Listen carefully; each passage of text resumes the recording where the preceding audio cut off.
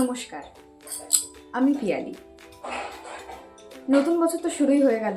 সবার প্রথমে আপনাদের সবাইকে নতুন বছরের অনেক অনেক শুভেচ্ছা, শুভকামনা। সবার নতুন বছর খুব খুব খুব ভালো কাটে।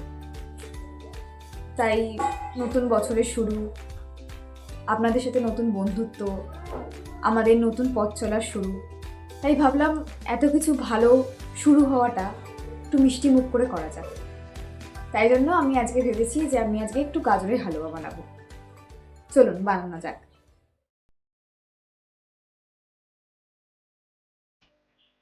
গাজরের হালুয়া আমার তো ভীষণ পছন্দের।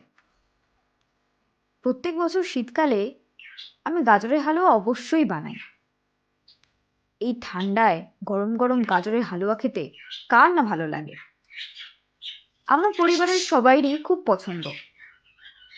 তবে সবথেকে বড় কথা, আমার বান্ধবীরা আমার হাতের গাজরের হালুয়া খেতে খুবই পছন্দ করে। কিন্তু যাই হোক, কি আর করা যাবে, এবছর নানা কারণে ওরা সবাই আমার বাড়িতে আসতে পারেনি। যাই হোক, ওদেরকে আবার পরে একদিন করে খাওয়ানো যাবে। আজ তো আমাদের সবাইকার জন্যই আমি বানালাম। আপনারা কিন্তু অবশ্যই জানাবেন এই শীতের মরশুমে গরম গরম গাজরের হালুয়া খেতে কারা কারা ভালোবাসেন।